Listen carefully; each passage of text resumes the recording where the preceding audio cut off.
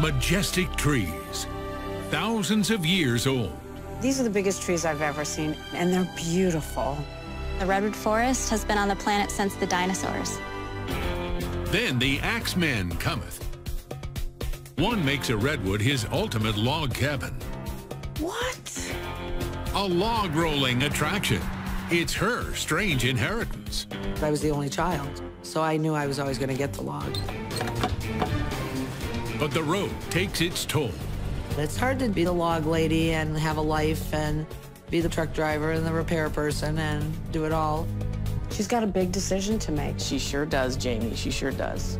And what happens when it's time for the log to be inherited from you?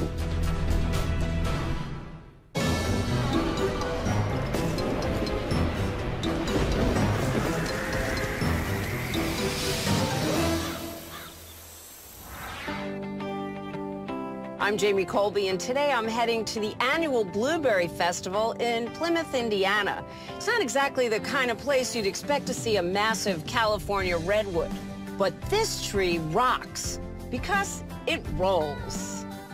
My name is Jamie Allen, and in 1985, when I was 23, my father passed away, and he left me something that his father left him. It's kept me on the road all my life.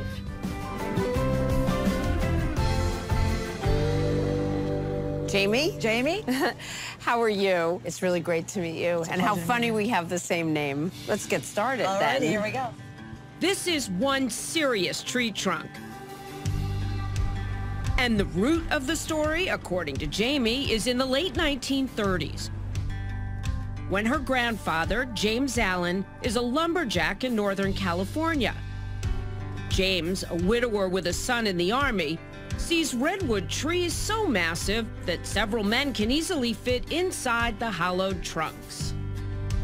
One day, during a sudden rain squall, he seeks shelter in the trunk of a giant redwood. That's when it occurs to James that he could actually make a home out of one.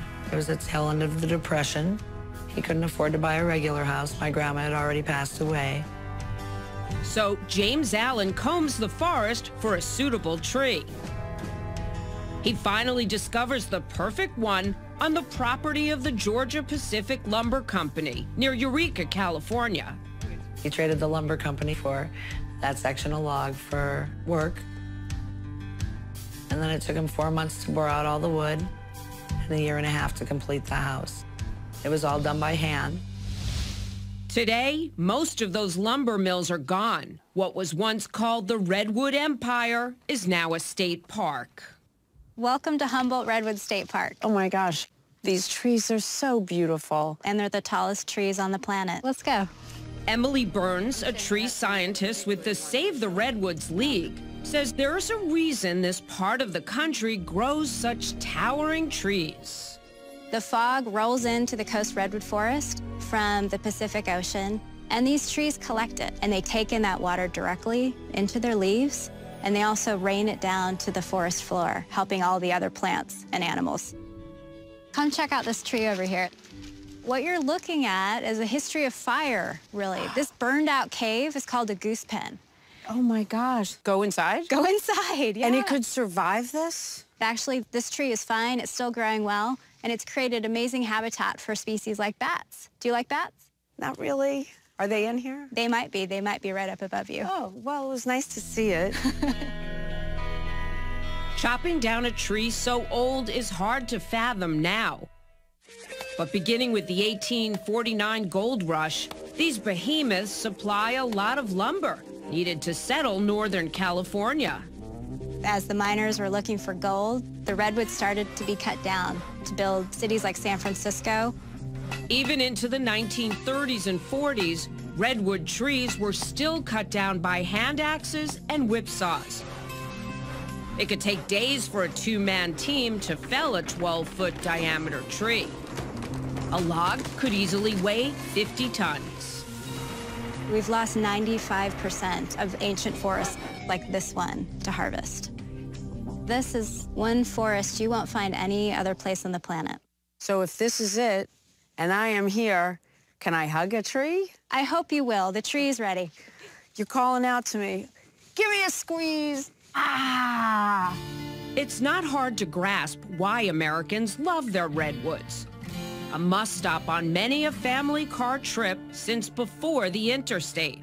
Maybe even you have gassed up at this filling station built entirely out of 3 redwood tree trunks, or driven through this famous arch. Used to cost a quarter, today it's $5.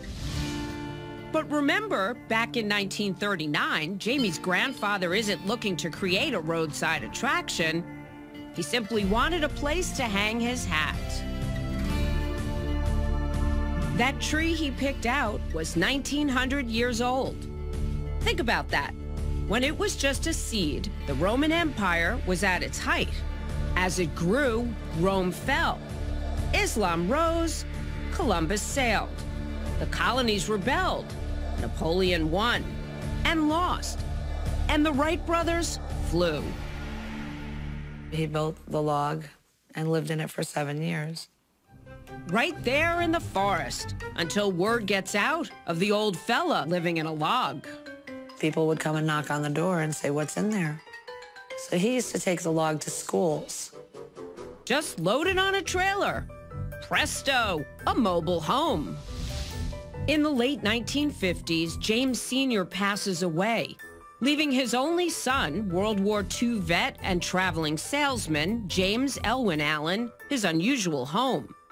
So the son of a lumberjack decides to take it cross-country, maybe make a buck while sharing his strange inheritance with the world. He sets off for parts unknown. His travels eventually lead him to Canada and a rodeo show called the Calgary Stampede. There he meets 18-year-old Iris Keever. They're both smitten and soon get married. What do you think your mother thought about her husband driving around the country with a log house? I think it must have been very intriguing because my mother married my father, and it was a very unusual lifestyle. When baby Jamie is born in 1961, James Allen Jr. packs up his young wife and daughter and heads right back out on the circuit, traveling the U.S. to fairs, carnivals, and exhibitions.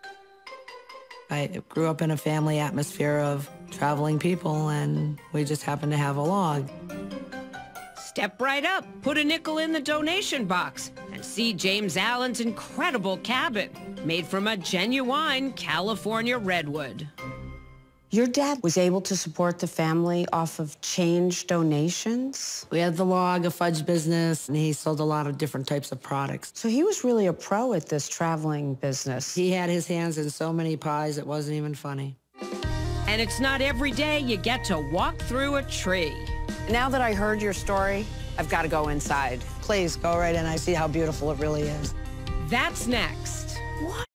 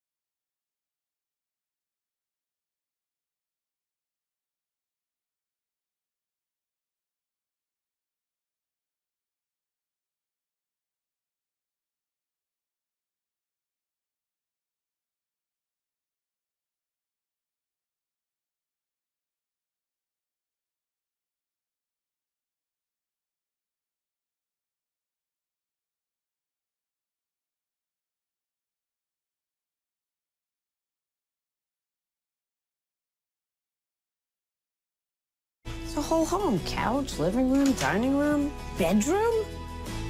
Unbelievable. Huh. This is beautiful. Wow, Jamie. It's like an elegant home inside. Beautiful, isn't it? And it's been home to Jamie Allen her whole life. I can't ever remember not living with a log. When I was a baby, my mother put me in a cardboard box because they didn't have a big crib to take with them. You can't carry a big crib in a log.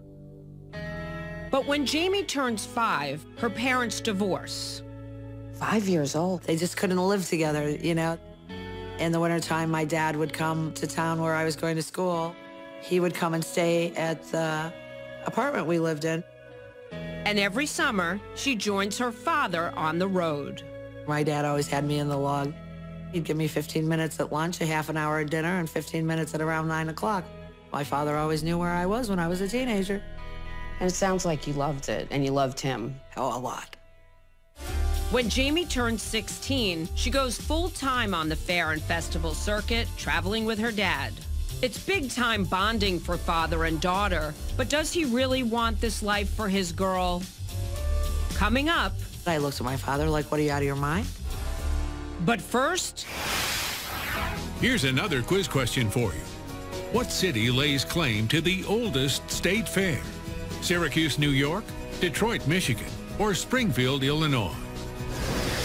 The answer when we return.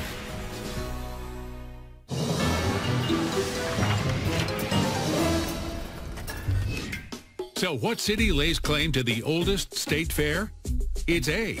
The New York State Fair began in Syracuse in 1841 and remains one of the largest in the U.S.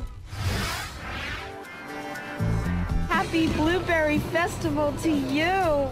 I'm at the Indiana Blueberry Festival with Jamie Allen and her strange inheritance, a cabin her grandfather carved out of a 1900-year-old redwood.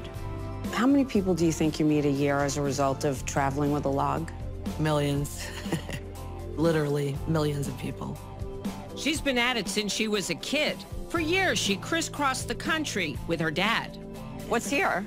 This is my friend Mike McNeil. Hi. And he was a good friend of my father's as well. So I thought he was somebody you might like to meet. Oh, you mean you didn't just bring me over here to have something with sprinkles? Oh, no. Mike McNeil has run a traveling concession stand like this one for 40 years.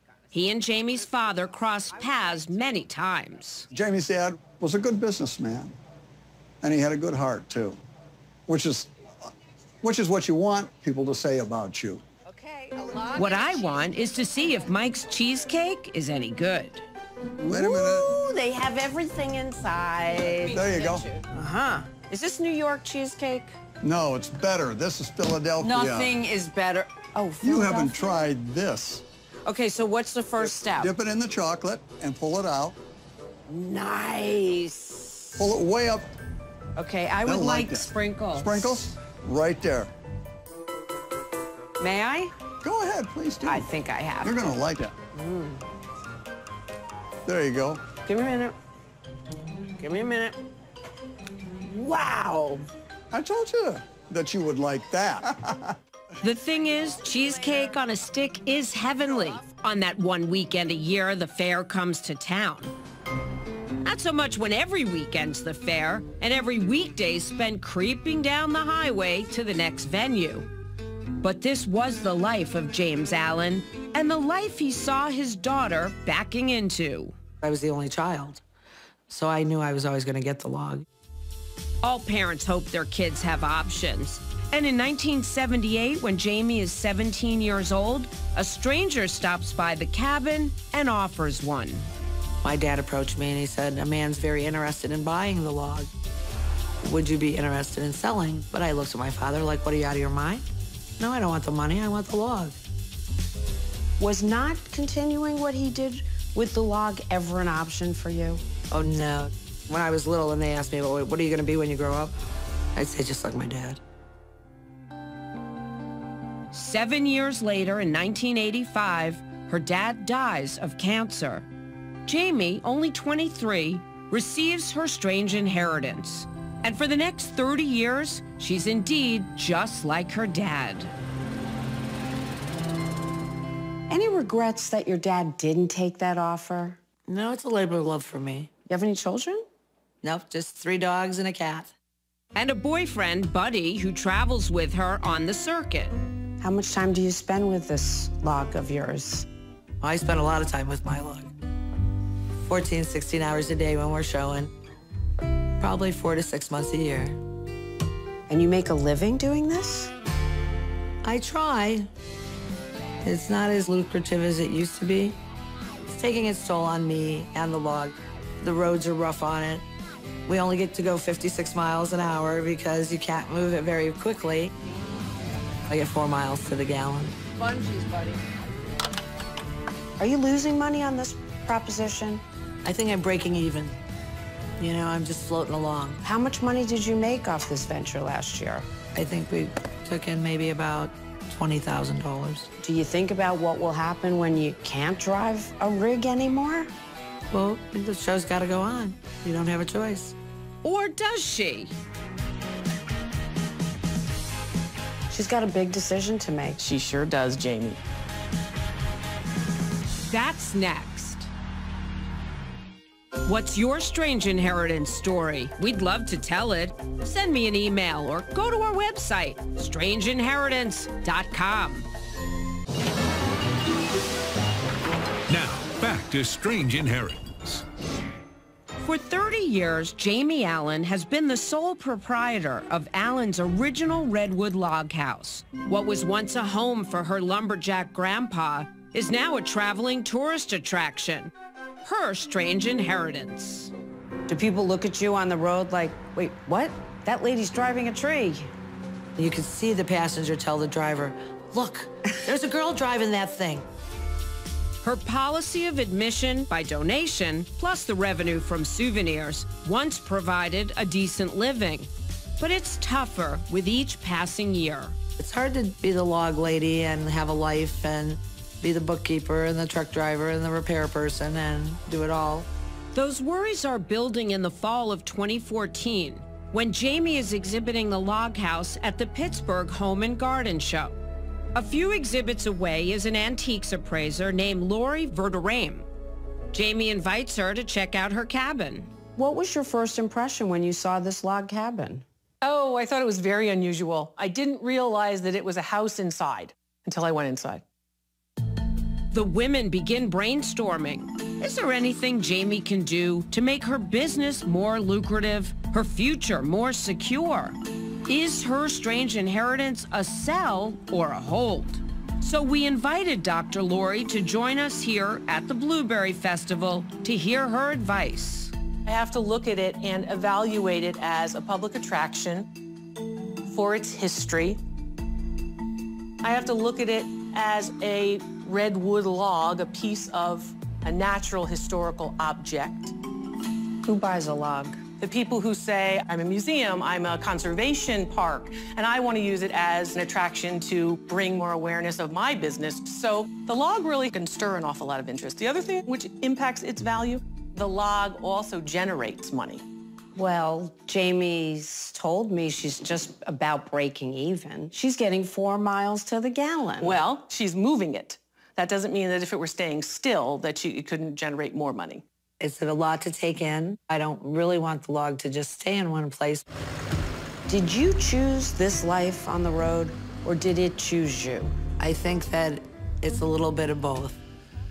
You've been doing this since you're 23 years old. Do you start to think, maybe I ought to sell? A lot of people ask me, do I want to sell? And I tell them, well, you never sell your family tree. A family tree, for sure. At the end of the Great Depression, an old lumberjack fells the 1900-year-old redwood and makes a cabin from a section of the trunk. It starts out as his home, turns into a roadside attraction, and becomes a living for his son and then his granddaughter. And what happens when it's time for the log to be inherited from you? You don't have children. No, but I have several godchildren that are very interested in the log. So we'll see who shows the most potential of making sure that it keeps traveling. Words of a woman who knows she's approaching a crossroads, but is not there yet. I've been doing what I've been doing for a long time. I want my log to keep doing what it's doing. So your life's going to be on the road for a while. Well, I'm pretty sure it probably will be. It's what you do. It's who I am. No doubt Jamie Allen's Redwood cabin is a strange inheritance from a different era. Consider this. The tree now believed to be the tallest in the world was discovered in this state park in 2006. Far from turning it into an attraction, officials have kept its location secret. Why? Because if its location were known, they say, so many people would race off to see it that the tree's life would be in danger. I'm Jamie Colby for Strange Inheritance. Thanks so much for watching, and remember, you can't take it with you.